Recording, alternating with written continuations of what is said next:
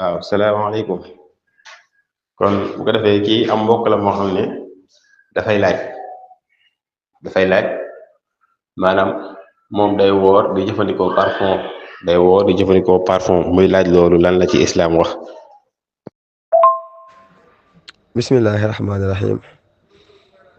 waa masalab de parfum ci bëccëg weeru koor ci madhab maliki yi am na ñaari wax, ndax maliki yu ne mutaxaddimu nay mooy borom xam-xam malik yu njëkk yi dañ koo sib.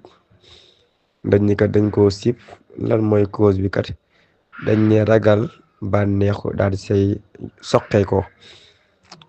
kon ñoom sib gi lii cause bi mooy dañuy kat dañoo ragal ni nit ki bu parfum ci bëccëg weeru koor parfum boobu mën naa nekk cause bi nga xam ni mën naa jeqi bànneexam ba ma def lu xaraam. kon nga déggee ci rek bu fekkee ni nit ki mën naa am yaqiin ni bu parfum ba noppi dara du jeqi bànneexam kon sibee ga danañ.